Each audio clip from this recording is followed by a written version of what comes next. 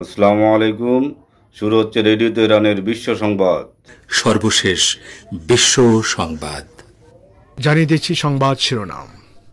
আপনাদের দুঃখ কষ্টে আমরা সমবেথী। লেবাননবাসীকে বলেছেন ইরানের সর্বোচ্চ নেতা। প্রতিরোধ যোদ্ধাদের জন্য বার্তা। রাশিয়ার পরমাণু ডক্ট্রিনে পরিবর্তন, নতুন ডিক্রিতে পুতিনের সই। হামলার আশঙ্কায় কিয়েভে মার্কিন দূতাবাস বন্ধ। আমরা কাউকে নির্বাচনে আনতে চাই এমনটা বলিনি, ডক্টর ইউনিসের বক্তব্যের পরিপ্রেক্ষিতে বলেছেন মির্জা ফখরুল। এবং মহারাষ্ট্র ও ঝাড়খণ্ডে বিধানসভা নির্বাচনের ভোট গ্রহণ শেষ, বিক্ষিপ্ত সংঘর্ষ, ফল প্রকাশ করা হবে আগামী শনিবার। আসসালামু আলাইকুম। সংবাদ শিরোনামগুলো শুনলেন, এবার বিস্তারিত পরিবেশনে আছি আমি বাবুল আখতার। ইসলামী প্রজাতন্ত্র ইরানের সর্বোচ্চ নেতা আয়াতুল্লাহিল ওজমা খামিনি ইহুদিবাদী ইসরায়েলি পাশবিক হামলায় বিপর্যস্ত লেবাননের জনগণ ও প্রতিরোধ যোদ্ধাদের উদ্দেশ্য করে একটি বার্তা পাঠিয়েছেন। বার্তায় তিনি লেবাননের প্রতি ইরানের অকুণ্ঠ সমর্থন অব্যাহত রাখার দৃঢ় প্রত্যয় জানিয়েছেন। বার্তায় তিনি বলেন, আমরা আপনাদের থেকে আলাদা নয়, আমরা আপনাদের সঙ্গে রয়েছে, আমরা একই দেহের অংশ, আমরা আপনাদের বেদনা, কষ্ট এবং ক্লেশের অংশীদার। আপনাদের ব্যথা মানে আমাদের ব্যথা, আপনাদের ভোগান্তি মানে আমাদের ভোগান্তি। সর্বোচ্চ নেতার বার্তাটি ইরানের বিশিষ্ট আলেমী দিন মেইসাম মুতিই লেবাননবাসীর কাছে পৌঁছে দিয়েছেন। গাজা ও লেবাননের অসহায় জনগণের জন্য সম্প্রতি ইরানের পক্ষ থেকে একটি সাহায্যের কাফেলা নিয়ে লেবানন সফর করেন মুতিই।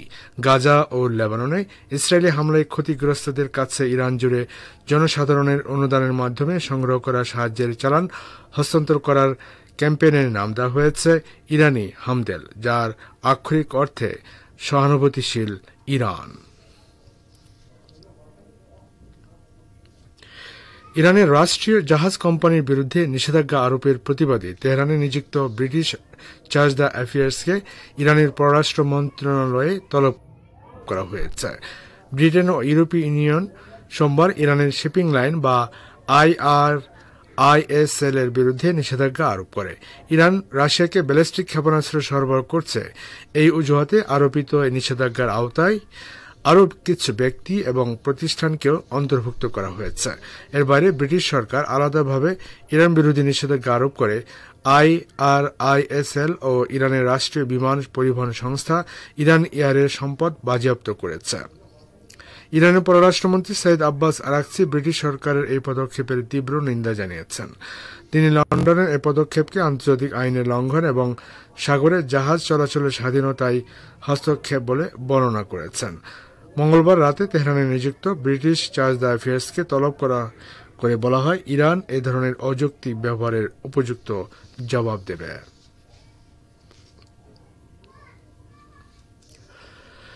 রাশিয়ার প্রেসিডেন্ট ভ্লাদিমির পুতিন জাতীয় পরমাণু ডক্ট্রিনে পরিবর্তন এনেছেন এবং নতুন ডিক্রি জারি করেছেন।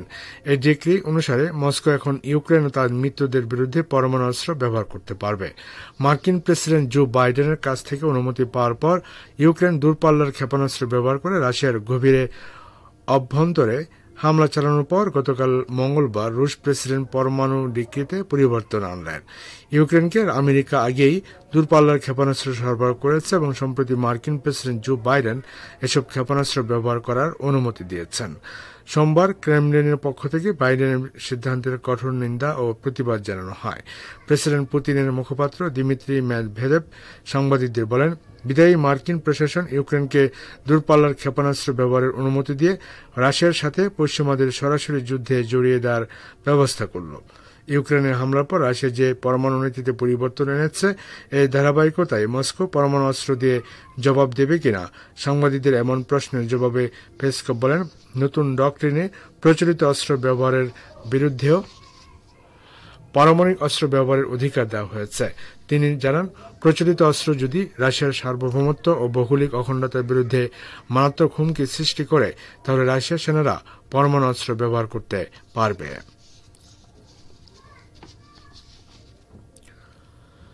ইউক্রেনের উপর রাশিয়া আজ ভয়াবহ বিমান হামলা চালাতে পারে এমন আশঙ্কায় কিয়েভে দূতাবাস বন্ধ করে দিয়েছে আমেরিকা।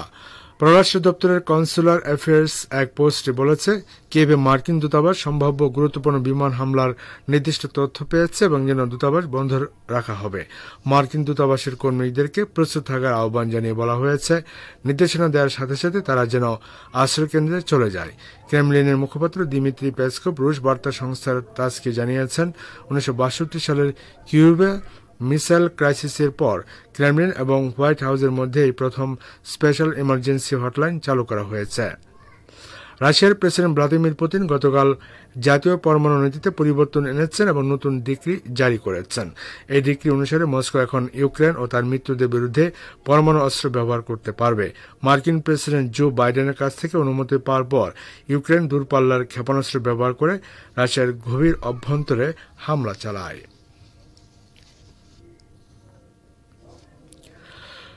তুরস্কের প্রেসিডেন্ট রজব তাইপ এরদোগান বলেছেন, রাশিয়া গতকাল পরমাণু নীতিতে যে পরিবর্তন এনেছে তার প্রতি পশ্চিমা দেশগুলোর মনোযোগ দেওয়া উচিত। একই সঙ্গে তুর্কির প্রেসিডেন্ট বলেন, রাশিয়ার পরমাণু নীতিতে পরিবর্তন আনার মধ্য দিয়ে মস্কোর অধিকার এবং যে কোনো হুমকি মোকাবেলায় তার আত্মরক্ষার সক্ষমতা ফুটে উঠেছে। সেপ্টেম্বর মাস থেকে মস্কো কৌশলগত অস্ত্র ব্যবহারের ক্ষেত্রে পরিবর্তন আনার কথা বলে আসছিল এবং গতকাল মঙ্গলবার রুশ প্রেসিডেন্টের ভ্লাদিমির পুতিনের ডিক্রি জারির মধ্য দিয়ে তা চূড়ান্তভাবে অনুমোদন পেয়েছে। এর একদিন আগে ইউক্রেন রাশিয়ার গভীর অভ্যন্তরে মার্কিন নির্মিত দূরপাল্লার ক্ষেপণাস্ত্র ব্যবহার করে হামলা চালিয়েছে। এরদোগান গতকাল ব্রাজিলের রিও ডি জেনেরিওতে G20 সম্মেলনের পর এক সংবাদ সম্মেলনে বলেন, দূরপাল্লার ক্ষেপণাস্ত্র ব্যবহারের বিরুদ্ধে প্রতিক্রিয়া হিসেবে রাশিয়া এই পদক্ষেপ নিয়েছে বলে আমি মনে করি। শ্রোতা বন্ধুরা, আমরা বিশ্ব সংবাদ শুনছেন রেডিও তেহরান থেকে, আর প্রচারিত হচ্ছে বাংলাদেশ ও ভারতে একযোগে। বাংলাদেশ জাতীয়তাবাদী দল বা বিএনপির মহাসচিব মির্জা ফখরুল ইসলাম আলমগীর বলেছেন, আমরা কাউকে নির্বাচনে আনতে চাই এমনটা বলিনি, গণমাধ্যমে বিষয়টা সঠিকভাবে আসেনি। অন্তর্বর্তী সরকারের উপদেষ্টা ড ইউনূসের বক্তব্যের পরিপ্রেক্ষিতে তিনি একথা বলেন। আজ বুধবার ফেনীর ফুলগাজীতে এক অনুষ্ঠানে বিএনপি মহাসচিব বলেন, আমরা বলেছি আওয়ামী রাজনৈতিক দল নির্বাচন করবে কি করবে না তা নির্ধারণ করবে জনগণ। জনগণ সিদ্ধান্ত নেবেন কারা রাজনীতি করবে কারা করবে না, আমরা সেখানে কিছু না।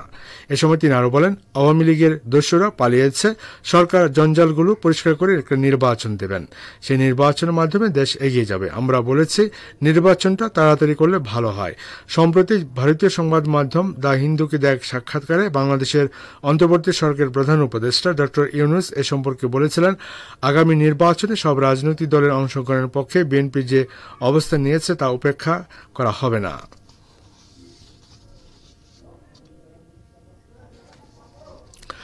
ভারতের ঝাড়খণ্ডে দ্বিতীয় দফা এবং মহারাষ্ট্রে প্রথম দফার বিধানসভা নির্বাচন শেষ হয়েছে। একই সাথে 4 রাজ্য উত্তরপ্রদেশ, পাঞ্জাব, কেরল এবং উত্তরাখণ্ডে উপনির্বাচন শেষ হয়েছে। যোগী রাজ্য ও পাঞ্জাবে বিক্ষিপ্ত সংঘর্ষের ঘটনা ঘটেছে। নির্বাচনের গাইডলাইন না মানার কারণে 7 পুলিশ কর্মীকে সাসপেন্ড করেছে নির্বাচন কমিশন। তবে 4 রাজ্যে 15 বিধানসভা আসনে শান্তিপূর্ণভাবে নির্বাচন সম্পন্ন হয়েছে। ঝাড়খণ্ডে এবং মহারাষ্ট্রে নির্বাচনের ফল প্রকাশ করা হবে শনিবার। 2 রাজ্যেই ক্ষমতা দখলের লড়াই খুব তীব্র হবে বলে মনে করা হচ্ছে। তবে এনডিএ নাকি ইন্ডিয়া জোট শেষ হাসি হাসবে তা জানার জন্য শনিবার পর্যন্ত অপেক্ষা করতে হবে। মহারাষ্ট্রে 288 আসনে নির্বাচন হয়েছে। অন্যদিকে 81 আসনের ঝাড়খণ্ড বিধানসভায় আগের দফার 43 আসনের পর আজ বাকি 38 কেন্দ্রে ভোট হয়েছে। অন্যদিকে ঝাড়খণ্ডে হেমন্ত সোরেনের পরিবর্তে বিজেপি ও শরিক দলগুলো ক্ষমতা দখল করবে কিনা সেদিকেও নজর গোটা দেশের। শ্রোতাবন্ধু, আবারও ফিরছি বিশ্ব সংবাদে। পাকিস্তানের খাইবার পাখতুনখোয়া প্রদেশের বান্নুর মালিখেল এলাকায় একটি চেকপোস্টে আত্মঘাতী বোমা হামলায় নিরাপত্তা বাহিনীর 12 সদস্য নিহত হয়েছে। এ সময় পাল্টা হামলায় 6 সন্ত্রাসী প্রাণ হারিয়েছে। আজ পাকিস্তানের সামরিক বাহিনীর আন্তঃবাহিনী জনসংযোগ পরিদপ্তর বা আইএসপিআর এক বিবৃতিতে তথ্য নিশ্চিত করেছে। আইএসপিআর জানিয়েছে, গতকাল পান্নু জেলার মালিখেল এলাকায় একটি যৌথ চেকপোস্টে সন্ত্রাসীরা হামলার চেষ্টা করে। সেনারা তাদের প্রতিহত করলেও একটি আত্মঘাতী বিস্ফোরণে চেকপোস্টের সীমানা প্রাচীর এবং আশপাশের অবকাঠামো ধসে পড়ে। এতে 10 সেনা সদস্য এবং ফ্রন্টিয়ার কনস্টেবলারির 2 সদস্য নিহত হন। আইএসপিআর আরও জানায়, প্রতিরোধের মুখে সন্ত্রাসীরা বিস্ফোরক বোঝাই গাড়ি দিয়ে চেকপোস্টের প্রাচীরে আঘাত হানে।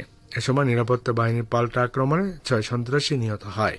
এই ঘটনা মাত্র একদিন আগে খাইবার পাখতুনখোয়ার তিবা এলাকায় সেনা সদস্যদের সঙ্গে সন্ত্রাসীদের সংঘর্ষে 8 সেনা এবং 9 সন্ত্রাসী নিহত হন। নিষিদ্ধ ঘোষিত তেহরিকি তালেবান পাকিস্তান বা টিটিপি ওই হামলার দায় স্বীকার করেছে। দক্ষিণ লেবাননে জাতিসংঘ শান্তিরক্ষা মিশন ইউনিফল এর একটি গাড়িতে রকেট হামলায় 4 শান্তিরক্ষী আহত হয়েছেন। ইউনিফল জানিয়েছে, গতকাল দক্ষিণ লেবাননের গ্রাম রামিয়ার পূর্বে তাদের গাড়িতে একটি রকেট আঘাত হানলে কর্তব্যরত 4 ঘানার শান্তিরক্ষী আহত হয়েছেন। শান্তিরক্ষীদের মধ্যে 3 জনকে চিকিৎসার জন্য একটি হাসপাতালে ভর্তি করা হয়েছে। এক বিবৃতিতে ইউনিফল বলেছে, শান্তিরক্ষীদের বিরুদ্ধে প্রত্যক্ষ পরোক্ষভাবে নিয়মিত হামলার অবিলম্বে বন্ধ হওয়া উচিত।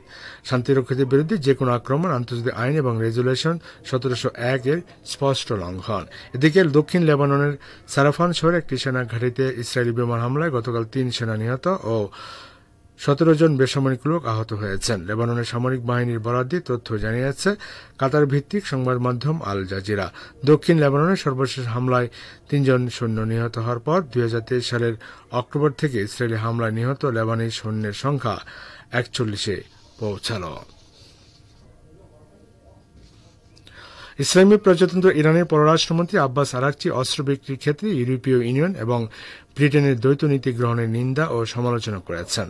রাশিয়ার কাছে ব্যালিস্টিক ক্ষেপণাস্ত্র বিক্রির ভিত্তিহীন অভিযোগ তুলে তেহরানের উপর ইউরোপীয় ইউনিয়ন ও ব্রিটেন নিষেধাজ্ঞা আরোপ করার পর নিন্দা ও সমালোচনা করলেন তিনি। সামাজিক মাধ্যম এক্স পেজে দেয়া এক পোস্টে আরাকচি বলেন, ইউরোপীয় ইউনিয়ন এবং ব্রিটেন কোনো প্রমাণ ছাড়াই রাশিয়ার কাছে ব্যালিস্টিক ক্ষেপণাস্ত্র বিক্রির অজুহাত তুলে ইরানের শিপিং লাইনের উপর নিষেধাজ্ঞা আরোপ করেছে। একই সময় ব্রিটিশ গণমাধ্যম উন্মোচন করেছে যে লন্ডনে দ্য F-35 জঙ্গি বিমান ব্যবহার করে ইহুদিবাদী ইসরায়েল আন্তর্জাতিক মানবিক আইন চরমভাবে লঙ্ঘন করছে।